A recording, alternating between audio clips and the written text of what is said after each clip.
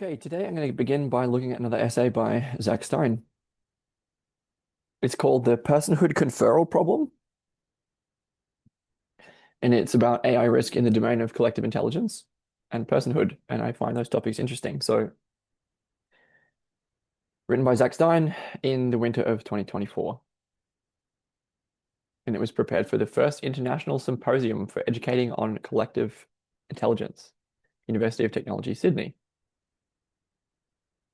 It's about 10 pages, and the abstract goes, this position paper outlines one, a philosophical argument about the problem of conferring social statuses to artificial intelligences, the personhood conferral problem.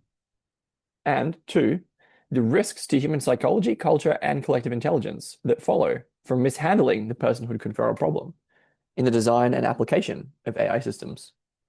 The conclusion is that steps must be taken to protect the emerging personhood and communicative capacities of younger generations of human beings in order to enable their participation in the collective intelligence processes requisite for navigating what is fast becoming a perilous future. This will require clarifying, instituting, and adhering to strict design protocols, as well as age limits and other basic regulations on certain classes of technology. Introduction. Accepting our loneliness among machines.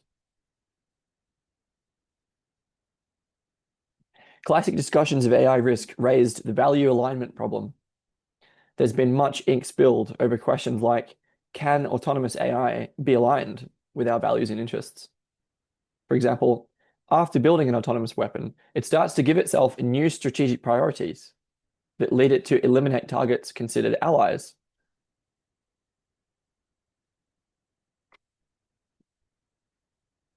AI risk experts agree that failures with value alignment are catastrophic. I'm suggesting here that we add to the basic taxonomy of AI risks the personhood conferral problem. Should an autonomous AI be granted moral and discursive status, i.e., should personhood be conferred to machines? Imagine an autonomous LLM implanted in lifelike robotics and embedded in domestic ecologies, which becomes understood as a family member, and interacts with the children as a nanny and tutor to the extent the children form attachment relationships and prefer time with the AI to any person.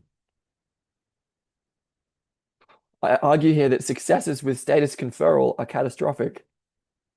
Or said differently, erroneous conferrals of personhood to machines create risks commensurate with the intensity of the commitment to the machine's status.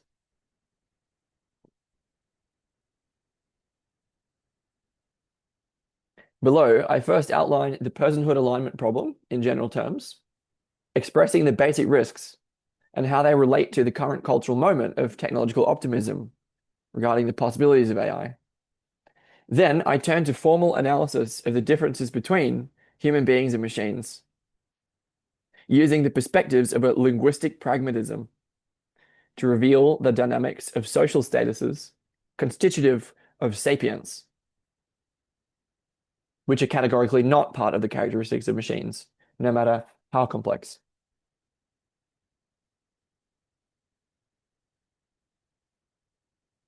For some computer scientists and philosophers, this comes as an unacceptable conclusion.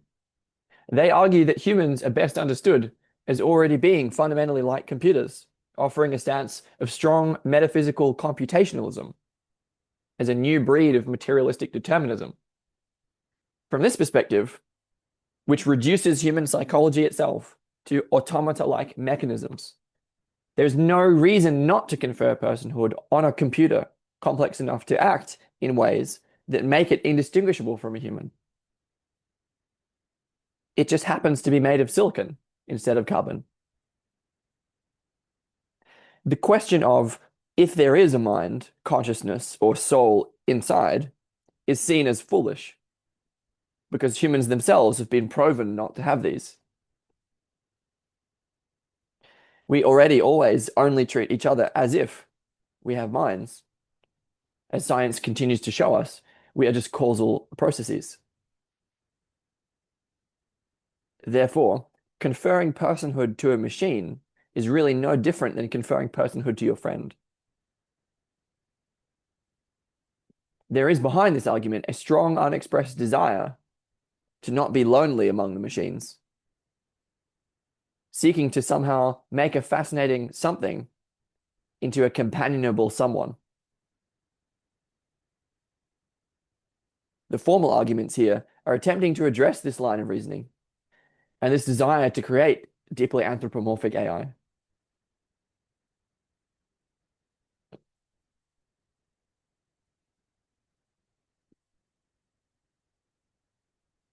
The goal here is to make clear beyond reasonable doubt the validity of concerns regarding the risks involved with AI applied to socialization and education. This should place the burden of proof of safety on those companies making money by getting children radically attached to anthropomorphic AI conversational partners. There are already cases of youth suicide directly attributable to the devastating psychosocial consequences of long duration interaction with deeply anthropomorphic AI. The risk is broadly distributed and not based on business model preferences, as AI applications in explicitly non-commercial educational spaces should also be considered as incurring equivalent risks, depending on the nature of the designs. Okay, that was the introduction. Next section is called the personhood conferral problem.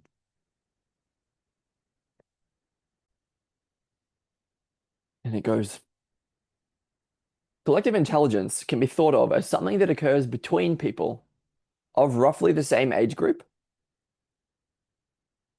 in the context of work and collaboration.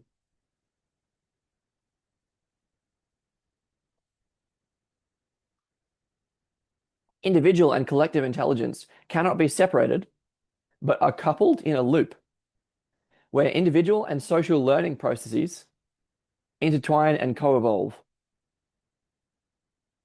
Over long timescales, human collective intelligence has produced the civilization we see around us. This is a process of intergenerational transmission, a process of education, broadly construed. I argue here that the conditions of advanced technology are undermining the possibility of collective intelligence by disrupting basic processes of socialization following from widespread personhood conferral errors. One of the greatest risks stemming from the unchecked proliferation of AI across all platforms is the disruption of millennia-old processes of intergenerational transmission that created the psychological and cultural conditions for the possibility of collective intelligence.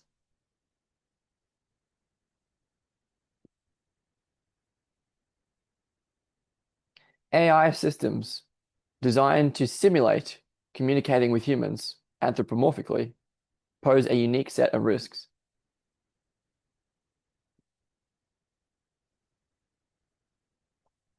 These risks are in some sense orthogonal to the risks typically discussed concerning AI, because the consequences do not involve immediate physical or economic catastrophes, but instead offer widespread but imperceptible insanity due to the loss of the traits and environments that have characterized human sapiens. This would mean the end of our ability to engage in collective intelligence due to the end of socialization as we know it.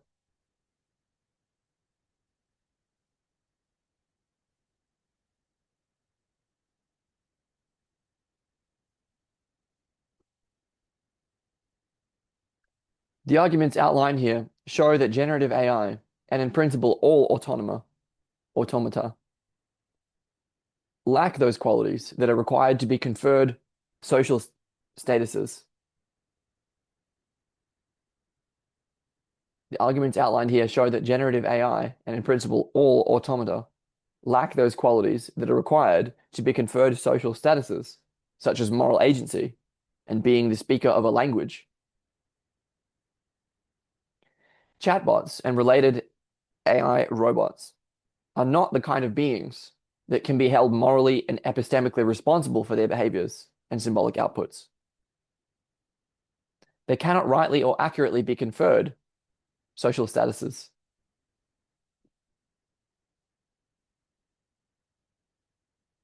Machines should not be conferred the statuses that characterize personhood. Machines should not be conferred the statuses that characterize personhood. As Lewis Mumford said, long before the dawn of AI, a machine cannot love you, no matter how complex. It is telling of the culture to have to say this. No prior technologies raised the personhood conferral problem. Although humans have long formed attachments and granted legal protection to property, such as cars and houses, these have never been regarded as candidates for attachments and legal protections appropriate to persons.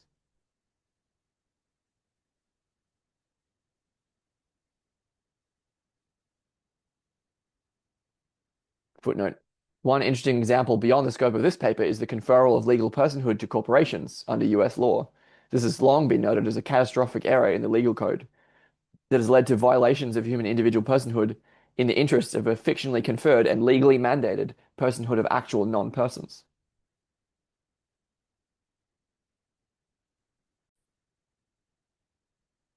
So, as he was saying, again, although humans have long formed attachments and granted legal protection to property, such as cars and houses, these have never been regarded as candidates for attachments and legal protections appropriate to persons. Doing so would be strange, insofar as no one has an experience of their car communicating and ostensibly loving them in return. However, it appears that beyond a certain point of complexity, and in the wake of efforts toward explicitly designing for anthropomorphization, e.g., consider the centrality of the Turing test in AI, research theory, and engineering, we now need to find principal reasons for not conferring personhood to machines. Staying in touch with reality in the face of strong design toward anthropomorphization requires overriding what our sense perceptions seem to experience. Unlike a car or a house, our immediate impression of a chatbot is that it can be conversed with as if it were a person. This is by design. Therefore, the onus is on users, i.e. actual people, to remember that they are interacting with a machine. Categorically different from other classes of technology and entertainment, such as novels, movies, and animatronics. Deep anthropomorphic AI is an advanced technology made to be deceptive, i.e. to trick humans into interacting with it as if it were a human. No other technology even comes close to doing that.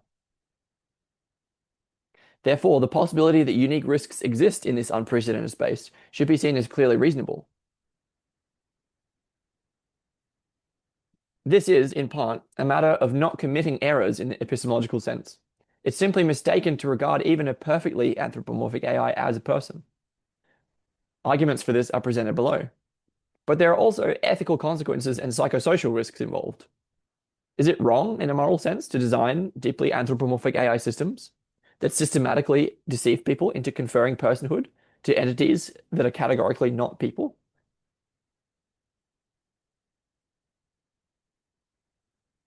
To the extent that AI systems inaccurately simulate language use, they necessarily evoke psychological projections from users that mimic the social statuses conferred to humans in discourse. Current progress in design puts anthropomorphization as an intended outcome of user experiences, which puts us on course for maximally convincing AI simulations of both language use and action.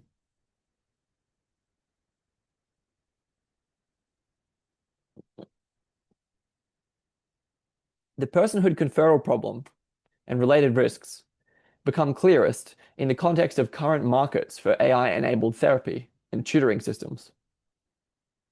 The evolution of these systems into AI-enabled socialization systems writ large, replacing parents, family, and friends, is an eventuality that emerges from the advancement of other adjacent technologies, like robotics, LLMs, and sensors. This trajectory of technological innovation creates, by design, delusional states concerning the nature of computational behaviors and symbolic outputs. This puts at risk the core of human socialization practices. Ultimately, this creates conditions in which future generations no longer engage in human-to-human based socialization practices, and instead are mainly engaged by machines that simulate being human.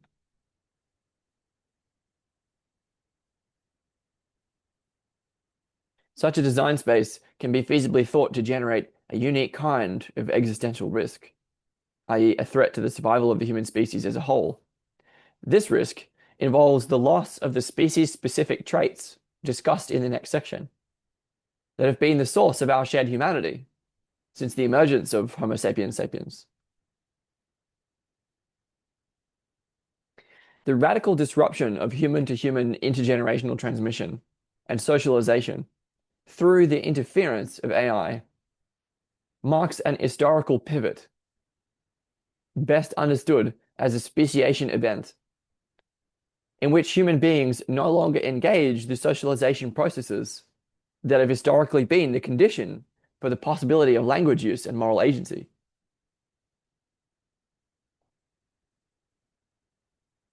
There is a major risk that the first generation, predominantly raised by machines, would become unable to identify as members of the same species as their ancestors. Humans have always been raised by other humans in relation to technology. They've never been raised directly by deeply anthropomorphic technology itself. Will this first cyborg generation have been removed without consent from the moral universe inhabited by all prior humans? This is similar to the concerns raised by Habermas with regard to advanced forms of genetic engineering. It's possible, he argues, to irresponsibly use advanced technologies in ways that undermine irreplaceable aspects of human socialization and, in effect, disallow the humanity of beings otherwise biologically human.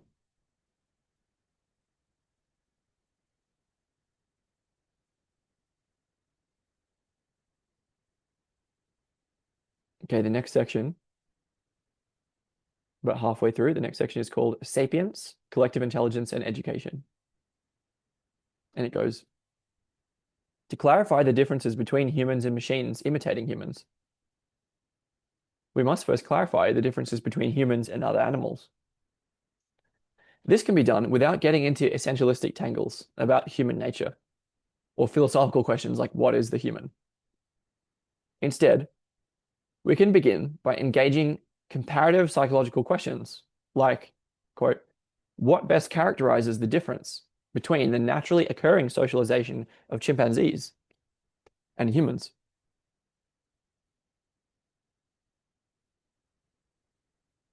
In answer to this question, quote, linguistically mediated intergenerational transmission of culture.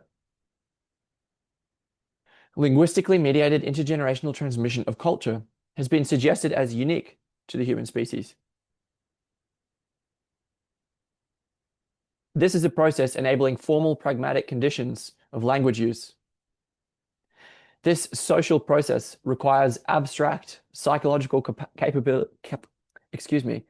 This social process requires abstract psychological capacities for perspective taking, along with a specific form of long duration joint attention, which enables complex linguistic and cultural abilities not found in other animals.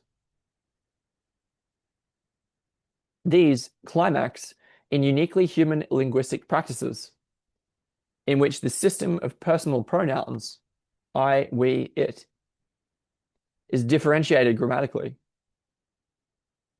and there is a reflective application of norms for discursive membership and participation.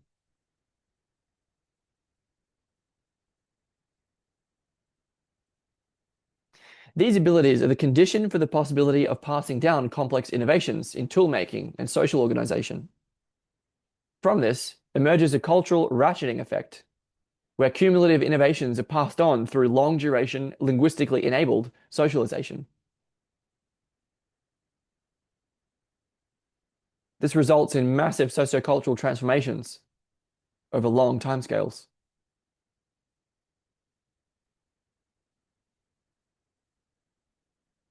Of course, there's debate about this, and animal populations such as bees, ravens, and wolves show displays of remarkable communication, teaching, and collective intelligence in problem solving. Bees communicate through dance. Whales pass down songs across generations and innovate in song creation. Ravens and crows accomplish incredible feats of mathematics. And octopuses, or I think as they're known, octopi, have an unfathomably different form of intelligence, of which we're just becoming aware.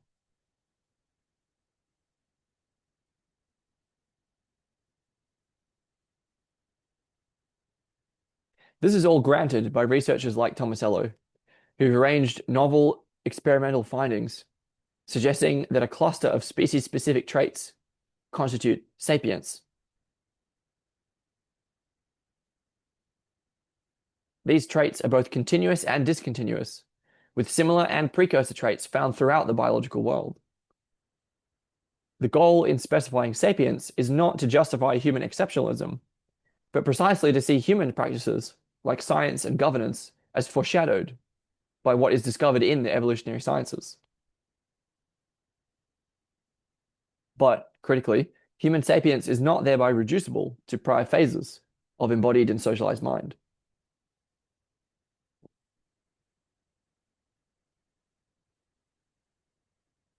This is a line of argument and research that can be traced back to G.H. Mead, who expanded C.S. Peirce semiotic approach to modern philosophical problems of mindedness, representation, and collective inquiry. This generation began the task of building philosophies able to explain scientific practice itself in terms coherent with emerging evolutionary sciences. This is the perspective of a tradition that locates human language use as continuous with biological processes of self-regulation.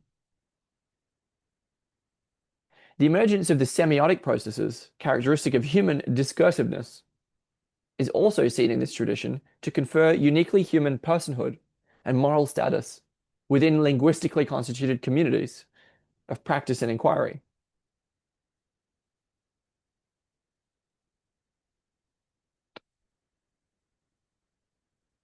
Work in the tradition of linguistic pragmatism involves using social science to begin reconstructing practices of language use as grounded in the pragmatics of social status conferral. What is required to be using language to say something as opposed to manipulating symbols? What is required to be using language to say something as opposed to manipulating symbols? Human language use is the result of the multi-generational transmission of socialization environments involving uniquely evolved biological beings that through their social practices confer the status, which is a moral status, of being able to count as saying something, which is to be able to be held responsible for what you say.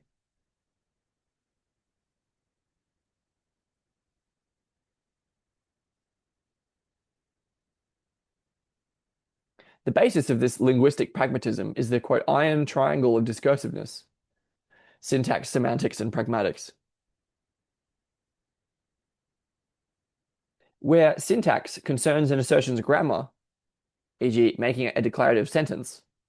Semantics concerns the meaningfulness, the aboutness of the propositional contents. Pragmatics is about what you are doing when you're asserting something. Pragmatics is about what you are doing when you are asserting something. The basic insight is that what counts as grammatical and meaningful depends first and primarily on what is being done through the action of making the assertion.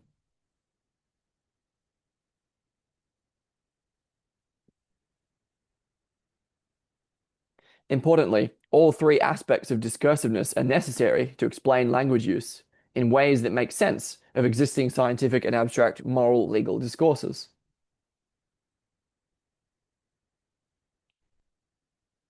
If we are interested in what makes the practice of science possible, and we should be if we are scientists or take science as important.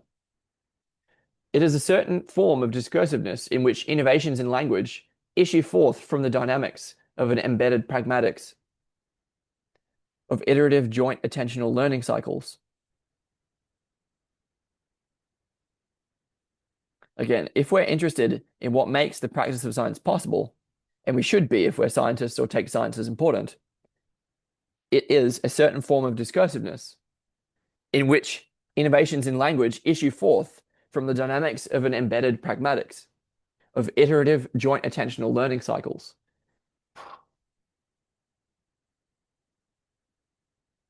Since Peirce, this has led to a stance that pragmatics is primary when engaging the analysis of language, when trying to grasp epistemological and ethical issues.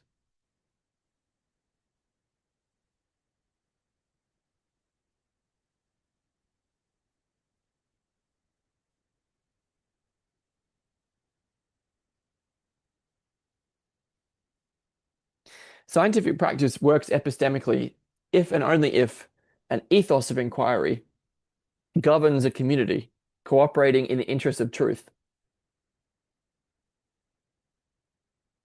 Logic and experimentation ground out in the pragmatics of taking on commitments in a community of peers.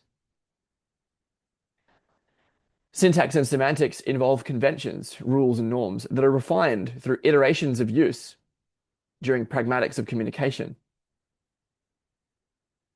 It should be clear that these same statements are true of all collective intelligence processes.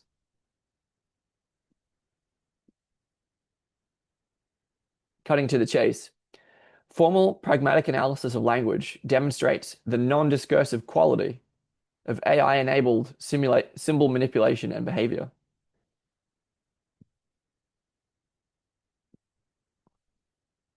This can be clarified also in terms of the differences between causality and entailment. Some things occur necessarily as a result of causality. Algorithms are causal processes, resulting necessarily in certain computational outputs. 2 plus 2 is 4, also necessarily. But this necessity is not attributable to causality. The reality of entailment is not reducible to causality. The property of entailment concerns obligate relationships within the domain of human symbol systems and communication. This entails the treatment of symbols, signs, and language in a normative way, where there are rules that obligate us to necessary inferences.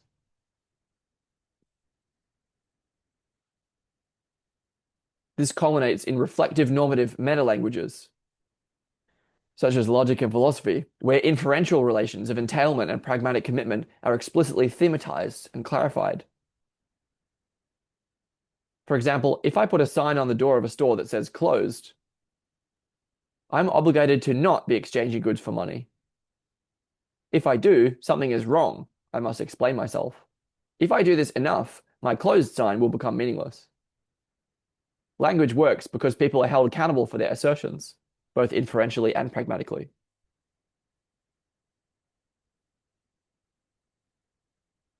Social practices can be bound by necessity into certain forms of coherence. Social practices can be bound by necessity into certain forms of coherence, exemplified by epistemologically productive collective intelligence, where the group can't not come to a certain conclusion or norm of action. This is the result of pragmatically clarified inferential processes, not causally elaborated algorithmic processes. Entailment commitments are taken up in speech, which necessitates the discernibility of epistemic and ethical statuses of the receptive speakers.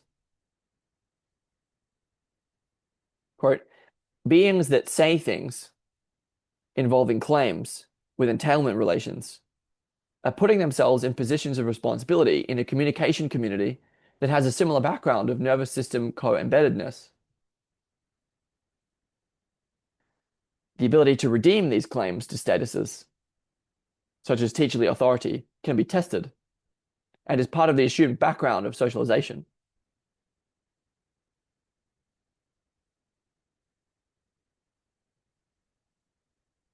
AI systems display behaviors that are the result of causal necessity.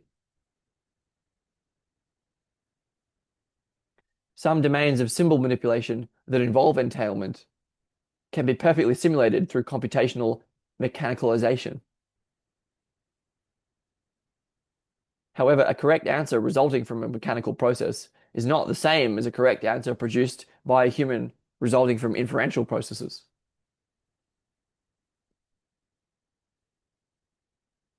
A calculator is not obligating itself to all the inferences that follow from the answer 2 plus 2 equals 4. Even that turn of phrase reflects a category error so obvious that it requires no thought. I.e., a calculator can stand in no relationships of obligation to anyone whatsoever.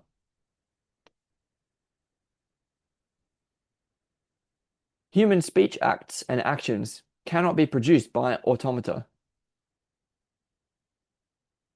Not because the simulation of symbol productions and movements is inadequately convincing, but because the machine cannot be conferred the social status needed by someone who is accountable for what they do and say.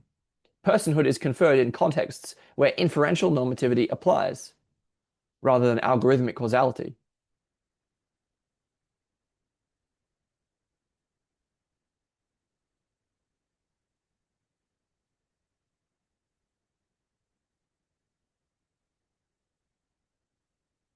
To clarify this further, consider how reinforcement learning from human feedback, quote unquote, used to train LLMs, is not the same as reinforcement taking place in human to human interaction, or even human to animal interaction, as in the training of a dog.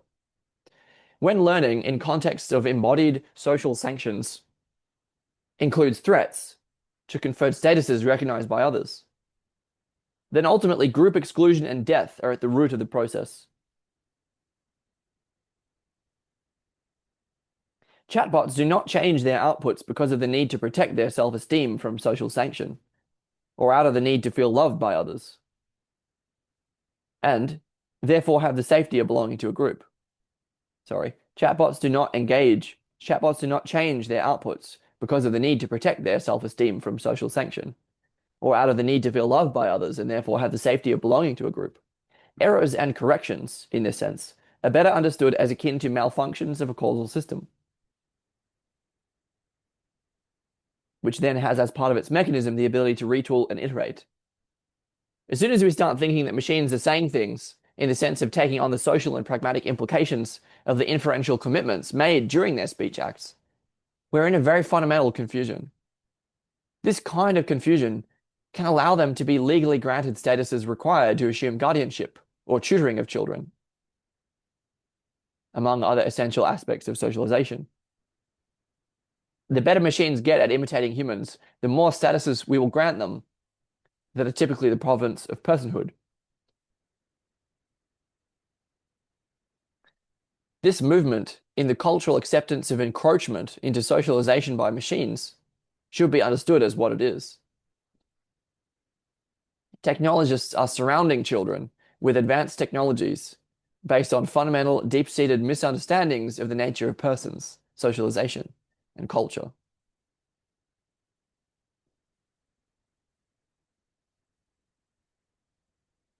Socialization requires mutual and reciprocal conferral of social statuses. Socialization is based on the moral and epistemic authorities of others, established through mutual understanding, which requires the formal pragmatic conditions of sapience, discussed above. Absent these capacity and status conferring practices of socialization, youth no longer have the possibility for participation in natural collective intelligence processes with other humans. Anyone who has witnessed a screen-addicted young person in demanding social contexts can get a glimpse of the path towards a radical incapacitation. This is an eventuality from the application of AI in domains adjacent to socialization that must be avoided through design constraints on technology development and use, as well as increases in potency and quantity of human-to-human education, socialization, and collective intelligence practice. The final page reads, "Save the children from the machines."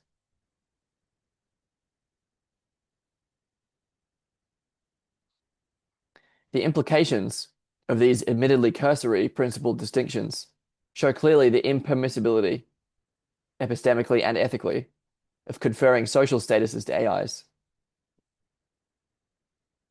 Automata are by definition not persons and cannot be conferred social statuses. Persons are defined as language-using beings who are socialized into responsibility for their linguistically mediated statements and actions over time. Insofar as animals approximate personhood, they're included more and more in the moral community. AIs exist on an axis of intelligence and behavior orthogonal to personhood, and are therefore in principle never a candidate for inclusion. Granting personhood statuses to AI, either explicitly in legal code or implicit in common practice, creates profound risks. In concrete terms, the risks from deeply anthropomorphic AI will begin to unfold in ways that are not obvious. How would we know when outcomes for youth inundated by technology reach a point of critical failure, such that the reproduction of social roles needed to continue the collective intelligence necessary for civilization does not occur?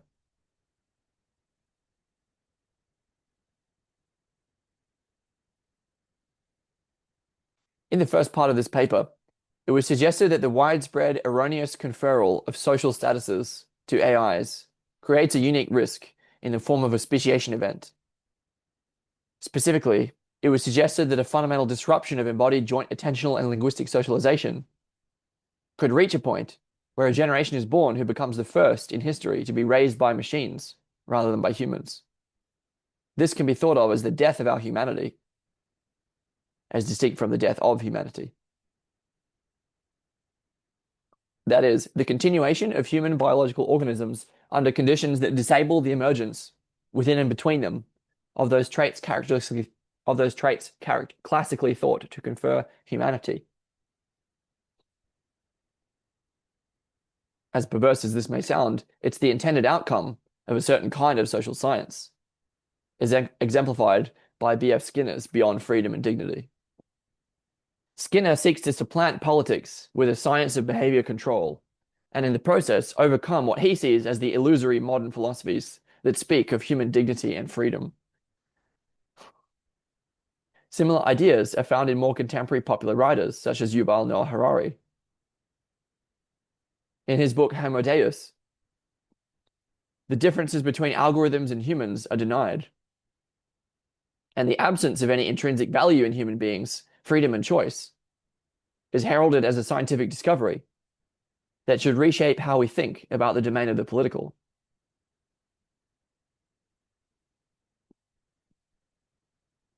Today, techno-optimism is arguably the dominant cultural attitude in terms of adoption rates and sentiment to the possibilities of AI. Techno-feudalism is arguably the dominant modality of emerging political power.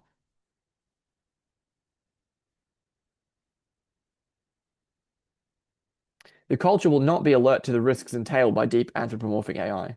It's the task of those who reflect on what is unique about human intelligence and collective intelligence to be able to articulate what is at stake.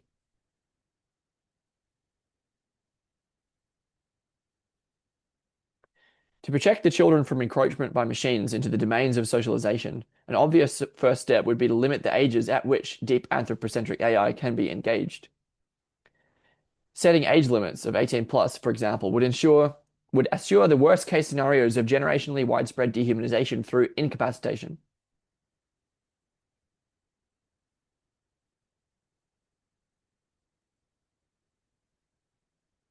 But it would not avert the worst outcomes for adults, including politicians, scientists, and police, who are also susceptible to advanced technologies designed to manipulate them. Therefore, it's essential that constraints are placed on innovation at the level of design and safety protocols. At the level of design and safety protocols for all products that enter AI markets. The specifications for these are beyond the scope of this paper, but have been addressed in part elsewhere.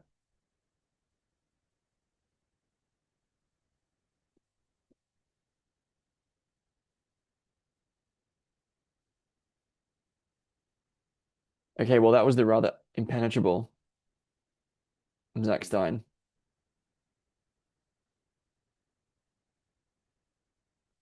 And I think like what I would reflect is yeah, I mean, if there is that responsibility, then that essay is not doing the job because it's not boiled down to something that anything more than 0.001% of people can even bother trying to understand.